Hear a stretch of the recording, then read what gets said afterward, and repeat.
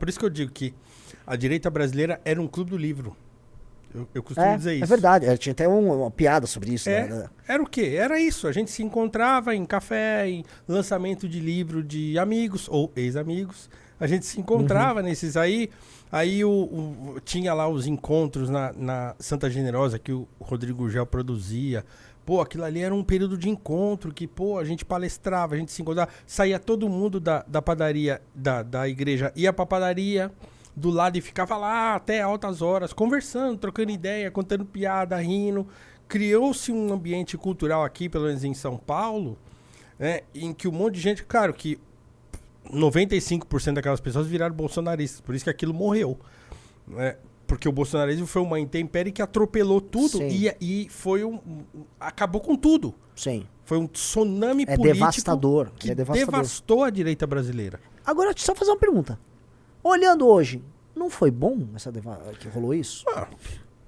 Eu acho que o que aconteceu foi que depurou, né? Teve uma coisa, né? Dizem que todos os grandes fenômenos de bolha, eles são precedidos por um boom, de forma bolha, e aí só sobra quem tem fundamento. Eu tô falando do mercado empresarial. Você teve a famosa bolha.com. Cara, qualquer um que abrisse uma empresa de tecnologia no final dos anos 90, vinha um investidor, toma grana, abre aí na bolsa, aí Nasdaq, pá, porrando. De repente, 2001, acho que foi 2001, teve a famosa o furo da bolha.com, que ela explodiu e teve o crash da Nasdaq, um monte de empresa quebrando, um monte. Pois bem, sobrou quem tinha que sobrar. A picaretada toda foi morrendo. Meio que o bolsonarismo é o grande boom. Assim, porque, pensa assim, já existia direita nos Estados Unidos antes do Trump. Já tinha lá. Então, você teve um fenômeno da direita, de internet e tal, beleza, mas a base já existe o Partido Republicano, já existe a Fox, existem publicações aos montes, existe toda uma cena deles. Aí surgiu um negócio novo, beleza. Aqui no Brasil, como não existiu nada, foi uma bolha mesmo. Então, você pega o Constantino, que era um comentarista no Orkut, pum, o negócio estoura, todos estouraram. E todo mundo caindo agora com o Bolsonaro, quem, né, topou receber, vamos dizer, investimentos multimilionários da Bolsocorp, né? E a Bolsocorp tá estourando. E aí tá caindo, e agora quem tava com fundamento tá subindo. Isso aqui pra mim, a gente tá mostrando o caso da Valete, é fundamento, é uma estrutura política, um projeto com fundamento. Não é que a gente é perfeito, nada, mas assim, tá indo. A galera do nosso campo que não aderiu àquilo, todo mundo penou muito. Mas tá vivo, não tá precisando pagar pedágio e tá olhando, ok, vamos. E agora eu tô vendo uma coisa, eu até tava falando com você antes, que é Brasil paralelo acenando pro lado de cá, né? Não sendo mais tão conspiracionista, tão... legal, né? Agora não é isentão, né? Agora não é isentão.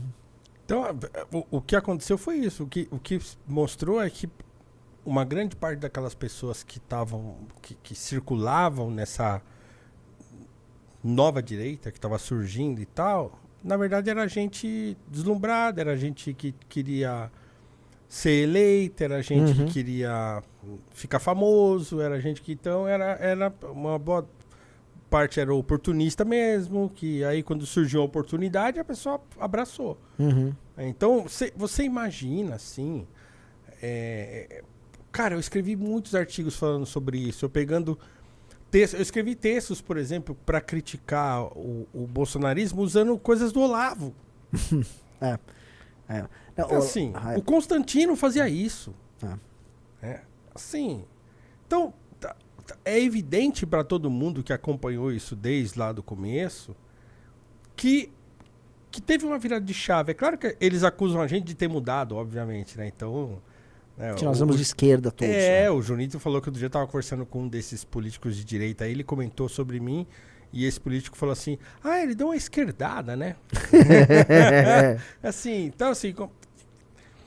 Então, essas pessoas, elas acham que a gente mudou. Agora, assim, cara, se pega um artigo meu de 2017, eu tô falando a mesma coisa que eu tô falando hoje. Eu nunca disse que, sei lá, racismo é mimimi, entendeu? Eu não sou o Hélio Negão. Nunca falei isso, nunca. Então não tem, assim, o que a gente fez foi assim, meio que firmar o pé na realidade e falar, cara, eu não vou sair daqui. Não, mas tá vindo, todo mundo tá aderindo. Tá... Eu não quero saber, eu não vou, eu nunca precisei disso, porque eu vou precisar agora. E eu vou te falar uma coisa. Isso talvez seja a grande inovação em tudo que envolva direito. Eu vou te falar por que eu tô indo. Eu entendo uma pira de ficar acompanhando as coisas que acontecem na direita americana pra eu até buscar inspirações em modelos de negócio, modelos de ação e tal. E o que acontece? Eu sempre perguntei, quem é o MBL ali? Não tem. O que eu quero dizer assim, caras como você ou são raros mesmo lá. Sim. O padrão do cara que adere ao Trump e dane-se é o mesmo aqui no Brasil. Então, o caso nosso, desse grupo de pessoas que decidiu não ir com o bolsonarismo, se torna um caso meio excepcional. Sim. Porque você não vai encontrar, vamos dizer, o mesmo espaço relativo do campo da direita lá nos Estados Unidos sendo ocupado por pessoas com o mesmo tipo que o nosso, com a mesma ideia.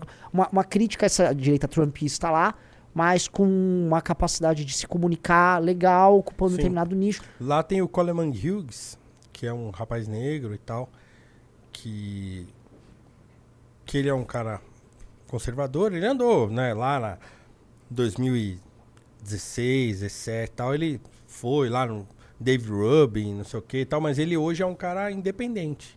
Acabou de lançar um livro, inclusive, e ele é um cara, que é um cara lá de direita e que faz críticas à questão do racismo lá. Tem também o John McWhorter, né, que também é o outro, que lançou aquele, o Woke Racism, acho que é o nome, né, que foi publicado em português.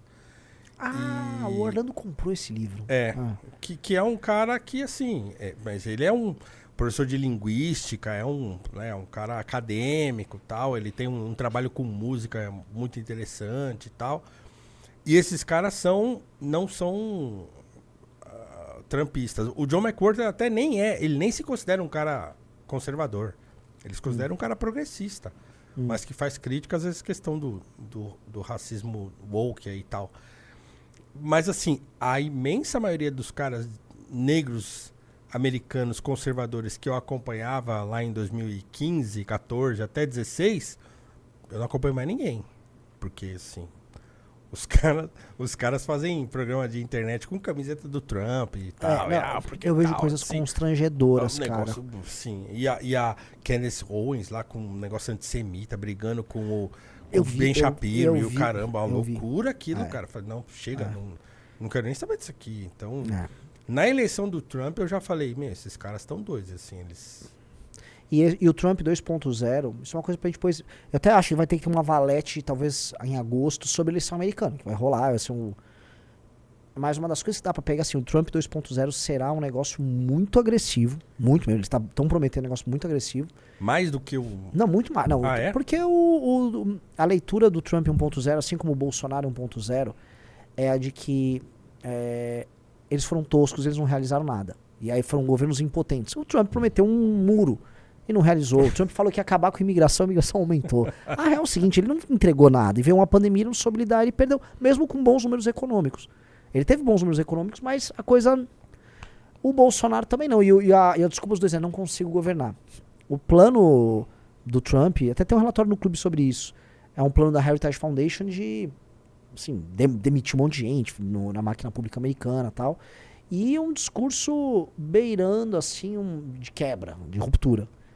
E é muito louco. O bolsonarismo eles imitam tudo dos caras, eles vão vir com... Só que eles não têm como aqui no Brasil. Porque por isso que o Alexandre de Moraes ficou comemorando, aqui não tem Trump, igual o Reinaldo tava. Lógico, porque eles estão dizendo, aqui não vai rolar. Se quiser ser, vai ser outra coisa. Então, eu acho que aqui não vai dar pra eles fazerem essa regra de 3 tosca.